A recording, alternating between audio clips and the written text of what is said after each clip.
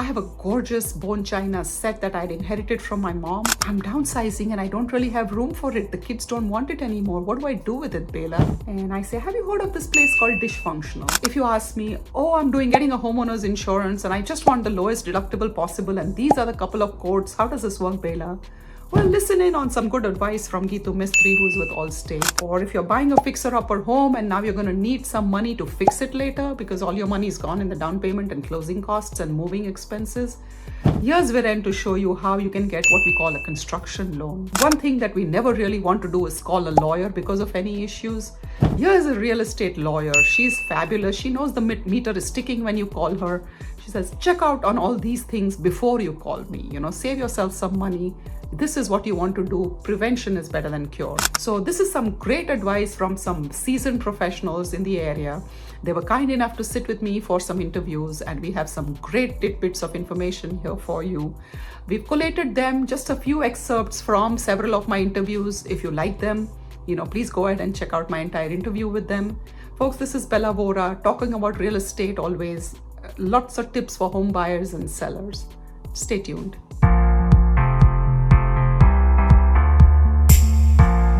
Important thing to remember is that whatever you have means more to you and your family than it does to me or anybody who's going to see it in my shop. So I always recommend people give away as much as you can to your friends and your family before you contact us, because then you're going to be helping them and giving something of meaning to them. With me, it comes down to a dollar sign and it's not emotional attachments for me. So keep those things in mind and give away as much as you can. You'll be happier. And, maybe I don't get as much stuff in, but I have too much stuff anyway. Yeah, that's a great message. These things have meaning beyond what the prices fetch them. And that's what you're trying to, hang on to as well. Right. So we're here sitting today with Alfred at Dysfunctional. Thank you, Alfred, for taking the time to chat with me. Sure. And tell us, Dysfunctional. Yes. What is it? What is dysfunctional? Well, we have a passion about dishes, but it's exploded into so much more than that. Mm-hmm. We help people who are inundated with family items and heirlooms that they don't know what to do with. Mm-hmm. And we have venues where we can sell it in our retail store, we can sell it online, we can wholesale it, and find homes for these loved treasures. So what you're saying is it's not just like a consignment store where you drop off your stuff and hope that it sells or something. You're exactly right. It is not a consignment store. Mm-hmm. We purchase everything outright. Mm-hmm. We give you a check and you go on your way with a lot less clutter. Well, a lot less clutter to a realtor sounds like amazing. Yeah. So I didn't even realize you have an online site as well. We have an eBay store with over 14,000 listings. Oh, wow. And we have an Amazon store with over 7,000 books. Wow. Oh, books. Yeah. Wow. I see books here as well. Yeah. These are ones that are usually under $10. Uh-huh. The ones on Amazon are more. More pricey. So how does one find, so if someone finds your retail, how do you get people? You get so many calls. Right now, we get over 70 requests a week, whether it's a phone call or an email. We have our website, dishfun.com, where once you go there, you can see where you have to send information, and then we review it and let you know what items we're interested in. So basically, don't call you, just go to dishfun.com. The instructions are there. Follow the instructions, and somebody will reach out. Easy. Yes. You know what it is in real estate, right? The 3 rules: location. Absolutely. There's a reason why we say it 3 times. Yes. Yeah. So almost like penny. We love the Big Bang Theory. What can I say? We do too. Yeah. It's always fun. Yeah. And the crazy part is that you never know what you're going to find. Yeah. And that makes it exciting too. So then the pictures come to you and you're looking at the pictures and then deciding what stays, what goes, and then what we can purchase. Yeah. And it used to be I would look at all of that. Now I have my assistant Sarah who goes through them and then knows what we're looking for, and she'll respond to them on my behalf. And sometimes people say, well, you know, I'll offer them a wholesale price for their china. And they said, well, I've seen it advertised on eBay. I said, but is that what it's sold for? Is what they're asking for? And they said, well, not sure. I said, well, why don't you could get so much more money if you were to put it on eBay yourself. I don't have time for that. Yeah, well then that's where the value is, right? Yeah. You can replace money easily. You can't replace time. You got to make the most out of it. And the knowledge more than anything. Time. It's all about time. Yeah, that too. Time is a commodity that you can't go to the store and buy. That's true. That's true. Taking this to the next step. Yes, everybody seeks you out when they have some stuff to, you know, unload. But what about the buying? Who are the buyers in the store? Like, how do you encourage the customers? You're right. Like, you know, it's been word of mouth, and people look under vintage products. They look under antique stores. We come up pretty high in the search engine. They come in, they go, oh my goodness. You know, they don't know what to expect, and they're often impressed. And we do a lot with restaurants and a few caterers. So we have something for everyone at totally huge price points, different prices. Right.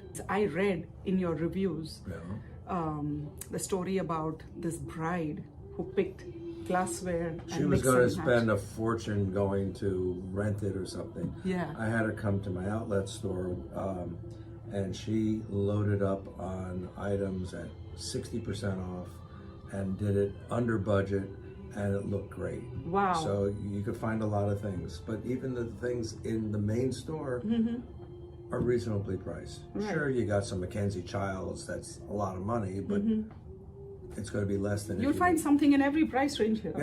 Yeah. My name is Geetu Mistry, and I have my insurance agency in Eagleview in Exton, and I've been an agency owner for the past 15 years. A lot of time, if someone, either it's their first home that they purchased, or you know, more than one home, whether it's a primary or secondary or rental, the first thing you want to kind of take a look at the policy, the comprehensive coverage of that. All right. So what that means is, what is the actual cost of insurance? What is actually covered? We call this a dwelling coverage or replacement cost, right? So God forbid if there is ever a total loss to the property, what will be that amount that the insurance company will specifically cover you, right, to rebuild the property or replace, versus the actual cash value. So that's two separate policies, and a lot of people just don't realize that until they kind of take a deeper dive or talk to their agent in discussing the actual coverage and what it entails. A lot of times, if your policy is written with 100% replacement cost, they automatically adjust that each year based on the average cost of inflation. Because the home values have increased. Correct. Cost of material, parts, labors, everything, etc. Right? Yeah. Which is a good thing for you. So if you see your premium increase slightly year after year, it's a good thing. It's a good thing. Ask them what it is. And say, hey, listen, what is my replacement cost now versus what it was a year ago or 5 years ago? Right. So what's included in the policy? Right. So Pennsylvania specific, right? So we have what we call some inclusions.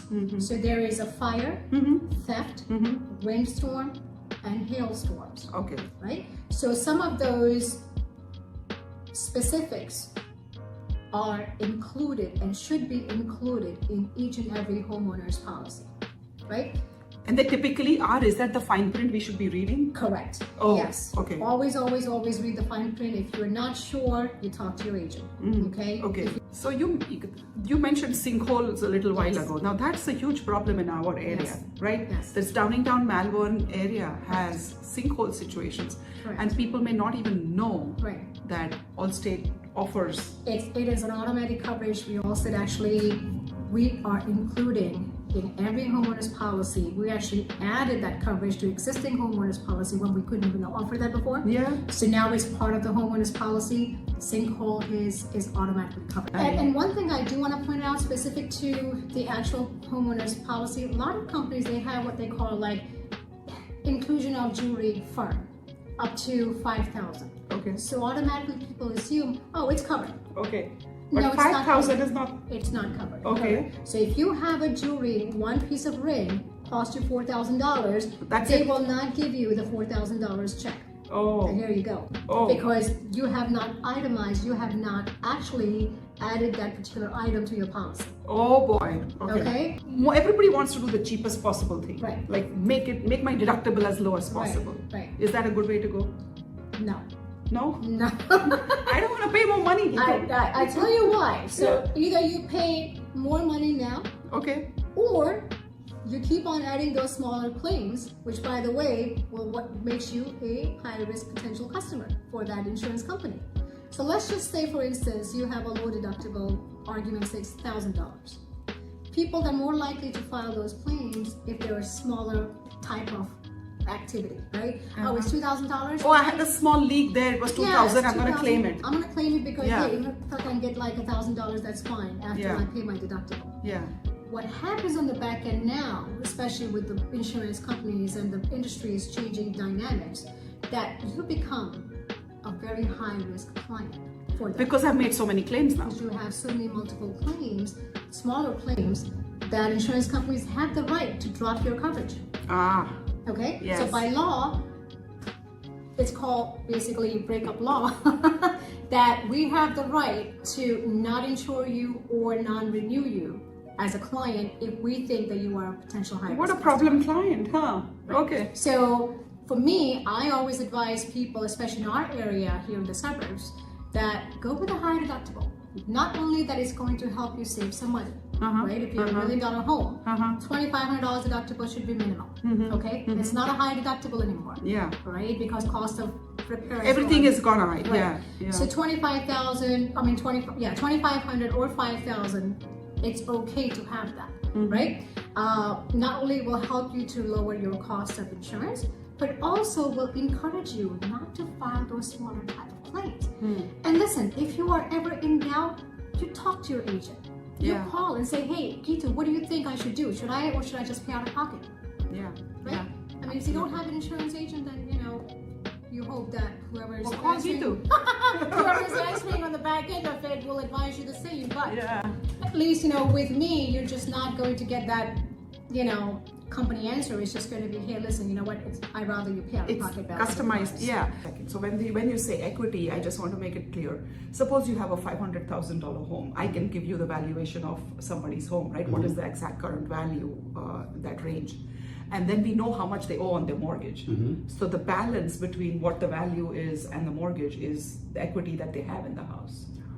It's the equity, but so say in your example, they have a $500,000 home and they owe $400,000. They don't have any usable equity because the equity is that 20%. Right, they don't have the money for the renovation. Correct. Yeah. So in that case, let's say they want to add $150,000 worth of a renovation. Okay, so my in-law suite is going to cost me, the builders told me it's going to cost me $150,000. Exactly. So what we are going to do is at $150,000 on top of the $400,000 is now a $550,000 loan. Okay. That $550,000 should represent 80% of the future value once the work is completed. So where you would be a real benefit to your client is that if they say, I want to add $150,000 and add an in-law suite, your comps to them would... So then now it is $650,000 or so. The house should be worth $650,000 to be able to... For $550,000, 80%, $550,000 should represent 80% of the final value, right? So we don't really have enough homes on the market and buyers are a little disappointed because they're not finding anything just right. So sometimes we see some fixer-uppers, homes that need a lot of work, a lot of help, and we could get them to where they need to be, but the buyers may not have the money to put in. So can this loan be used towards that as well? Absolutely. Okay. You can turn around and the time period is a little bit longer. So say if someone wants to buy a fixer-upper, the likelihood of that closing in 45 days is not that strong. Yeah, of course. Because when we do the renovation loan, for the appraiser to know what will the future value be, the homeowner or the new homeowner needs to tell us what they plan on doing. They would need to contract with a builder. And so now I have shown this fixer-upper to the clients, right? And we're like, okay, now what if we need a Viren to give us this renovation loan? But before that, we need to find a builder who will give us an estimate on all the stuff that we need done there. and then we bring you that estimate?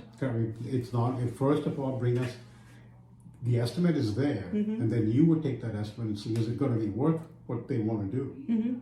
So let's assume that happens. Okay. The estimate is the start of the conversation. Okay. To take it to the appraisal level, that estimate has to become a contract.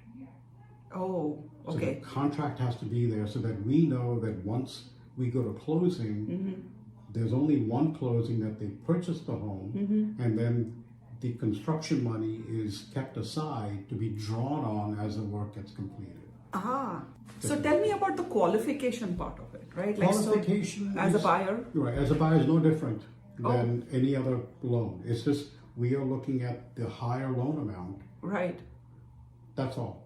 So, but as a buyer, I still need to get pre-approved for that 650. Correct. Okay. Location, lot, floor plan. Those are the things that you can change later.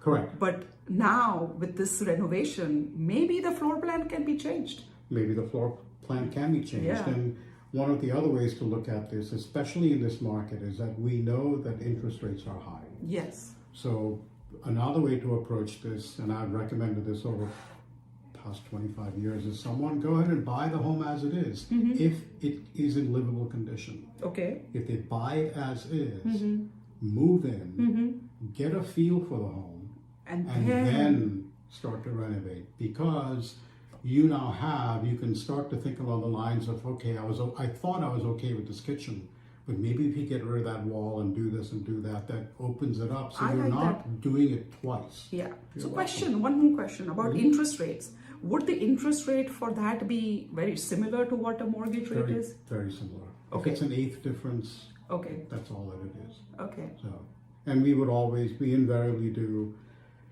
an adjustable rate loan in this environment.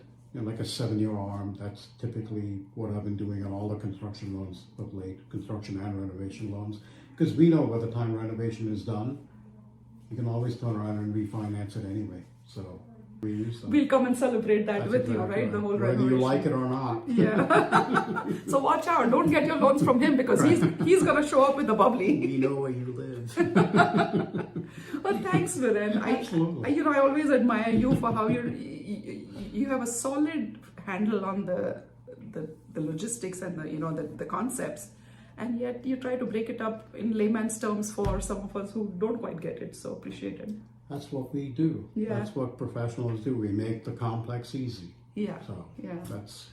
I've been a residential lender since 1988. Oh, that's old. Yeah, that's old. I had hair when I started the business. And I thoroughly enjoy it. There's an extrinsic reward and an intrinsic reward.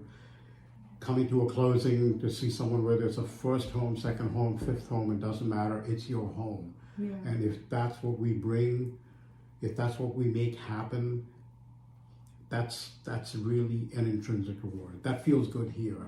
So I've enjoyed this business. I thoroughly enjoyed it. I've financed everything from land loans, construction loans, loans that are what we call cross-collateralized, all kinds of stuff. So thoroughly enjoy it, and working with Bela is always a plus.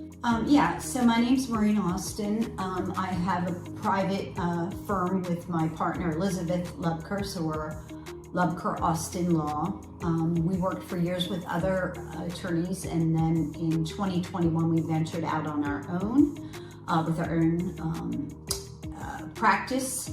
And which, as I said, Lubker Ostien Law, we're located in Exton, right above Coldwell Banker. I think that's how Bella knows me. Yeah. So I've been doing real estate probably since 2000. I've been an attorney for over 30 years, but I started venturing in on real estate and representing a lot of, we actually represented a bunch of HOAs in a former law firm that I worked at, but did a lot of other real estate in that respect. I moved on from there to another firm where I started representing a number of developers, and still did on the side other transactions. We had a lot of clients that are individual clients. So you represent the individual, the homeowners or tenants, landlords. Well, or you- landlord or- tenant, I've represented landlords and I've represented tenants. I've been Okay. to landlord tenant court, even in The small Coatesville, claims- the the small small- little small yeah. claims courts.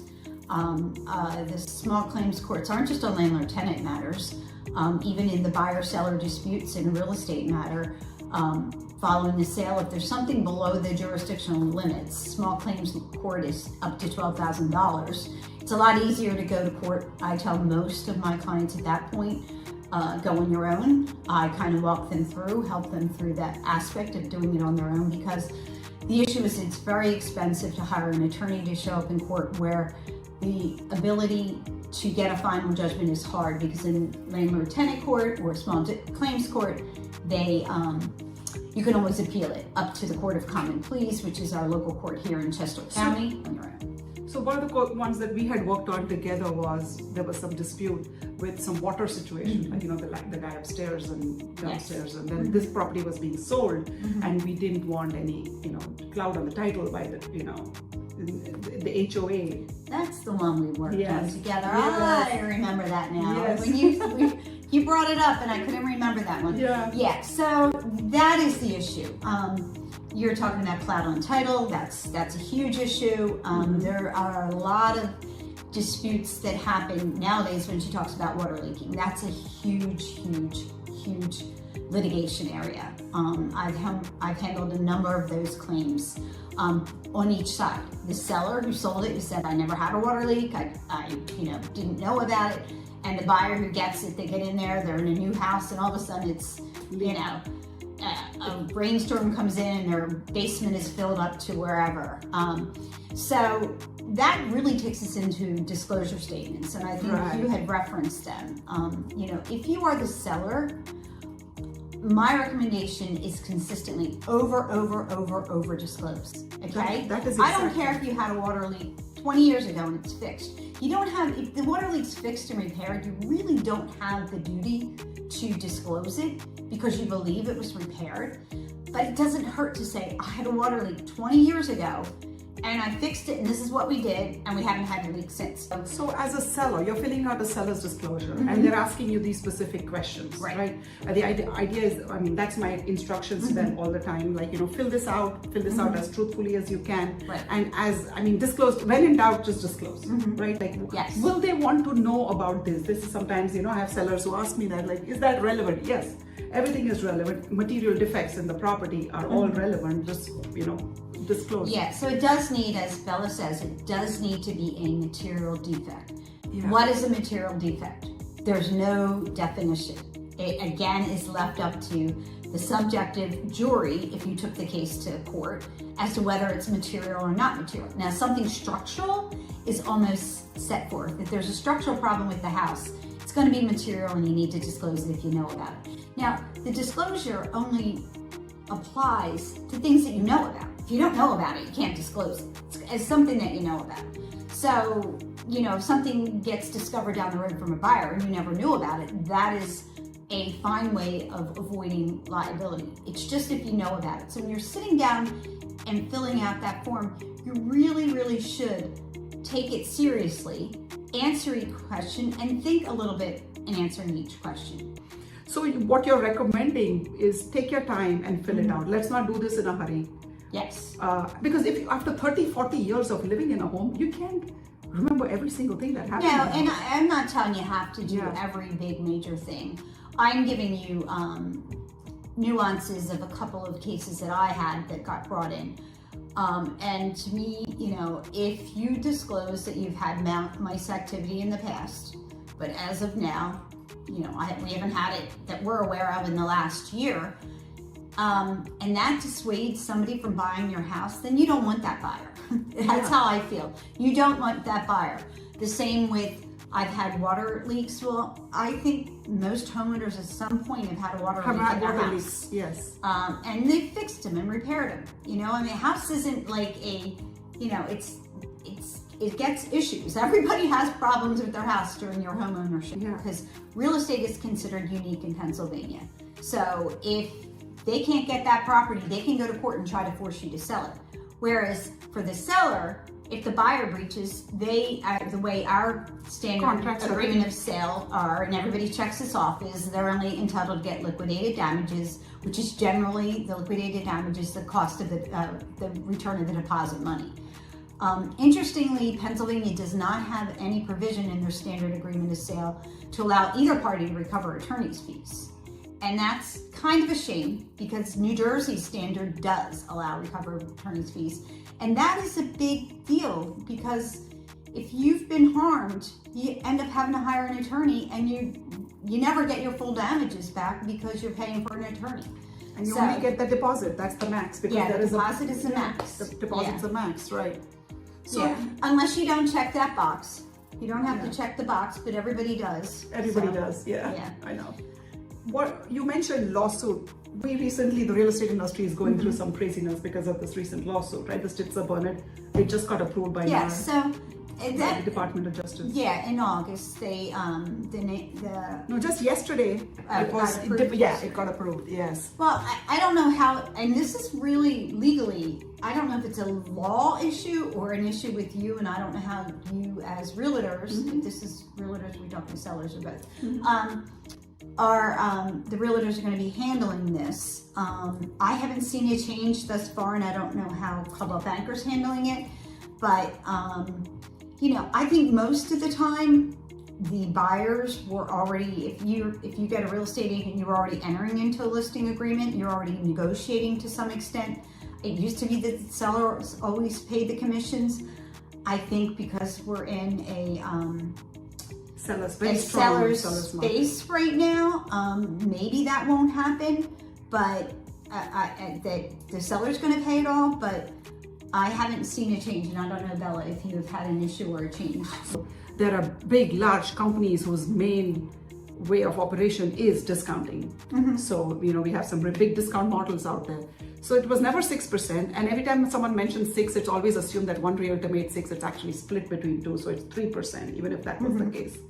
But yes, in terms, we have seen changes already. Not sweeping mass changes, but yes, changes are coming. Our contracts have changed. So now you can add commission. Earlier, we were not allowed to talk about commissions while we are negotiating the terms of a contract for our clients. But now we can actually, it's just like, okay, I want to do inspections. I have this deposit, this is my settlement date, and this is what you're paying my realtor. That's what our contracts will become, I think. You mean your listing agreement with your No, client? no agreement of sale. Oh, okay. So in the agreement of sale, when a buyer presents the offer to the seller, they're saying, okay, I'm going to do inspection. This is my price. This is my settlement date. This is the deposit I'm paying. And this is what you will be paying my realtor. That just becomes one more term of the offer that was made. The distinction lies in how the I listing. think the agreement of sale standard always had who was paying the commissions. It was always part of the standard agreement of sale. Agreement is not in Pennsylvania now. We never talk percentages on our contracts, but now we do.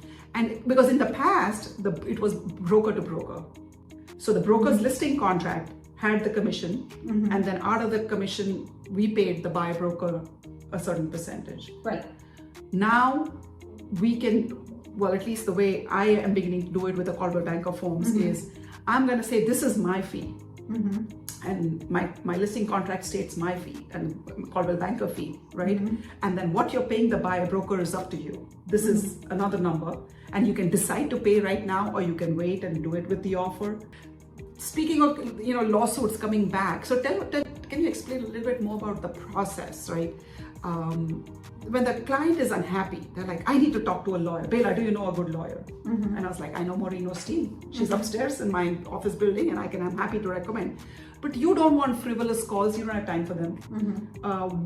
Name 3 things that they should do before they even think of calling you? Well, it depends on what they're unhappy about. Okay. So, I mean, you know, what are they unhappy about? So, are they unhappy about? Usually when the realtor is involved, it is more the process of buying and selling, or just before or after. Nobody calls. Most of the time they don't call. Is your client a seller or a buyer or both? Any. I mean, you can, Okay. yeah. But normally the buyer's unhappy because they go in the house and there's They something thought they they're not got happy about something. with their Yeah, house. yeah. They thought they got something and they did. And then Yeah. they didn't tell me about that. Yeah, so the first thing you non-disclosure. gotta do is look at the disclosure statement and then talk to your realtor about it. And then, you know, see if it's then get somebody to find out what it's going to cost to fix that, because you're going to pay a lot more money on an attorney, even consulting them, if there's something there, but it's only going to cost $1,000 to fix. Whereas by the time you hire an attorney and sue them, it's going to cost more. And even before contacting an attorney, if you find out what it's going to cost, then reach out to your realtor and have your realtor reach out to the seller's realtor if you're the buyer and say, hey, you had this, you didn't disclose it, will you pay for it?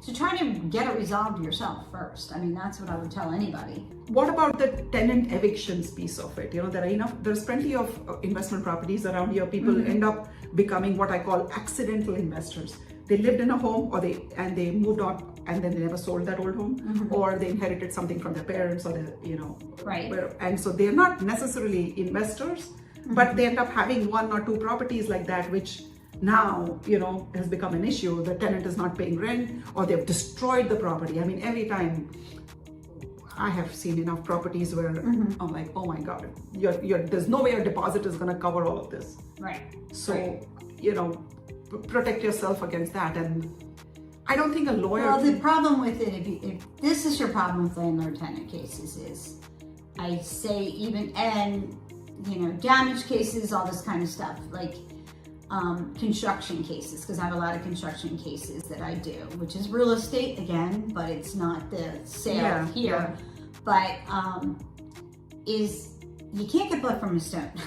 So whoever has not paid your rent or damaged your property might not have the money to pay it. So you got to get the estimate of what the cost of repair are, and then you got to try to get it from them. But in the same time, you got to evict them, get them out, cut your losses as soon as you can. Cut your losses is the key. I think they're very reluctant to do that. And I know some people who will be like, okay, pay me $500 every month till for ever. It never works because they simply don't have the money. No, right? I mean, that's your problem. Before you ever rent your property to a tenant, you have to do your due diligence. You can do background searches. You can literally go on the dockets of magisterial district dockets and see landlord-tenant actions that they might have been involved with before, and wherever they lived before. You can find out, there's these people who are moving from place to place. Yes. And they just pay rent for a couple months. They put the money down in the beginning. They look good. They put numbers on something. Somehow they get all this money in the bank that looks really good. And then they stop paying rent 2 or 3 months in.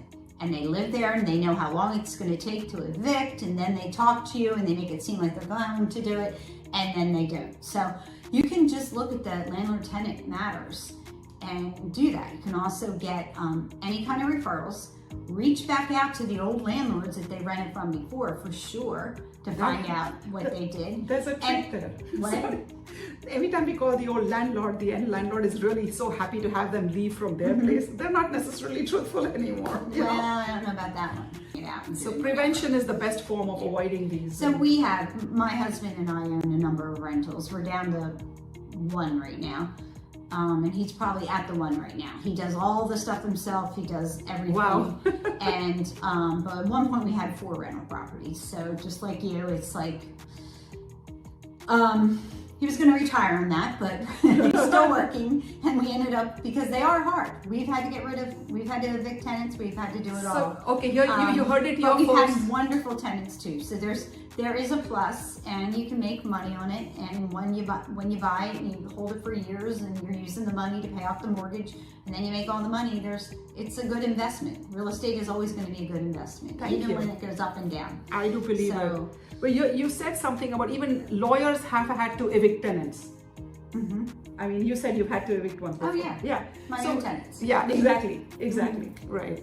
So this is actually we only did. It was actually our first tenant that we ever had in our first property. Yeah, I would say I left it to my husband and the realtors that we used, and they're good realtors, but they didn't search the court dockets. So when this guy was playing, it was the game that I was talking about. He had great stuff. He had this. He had whatever. He had 3 kids living with him. They went to the same high school that we had kids going to.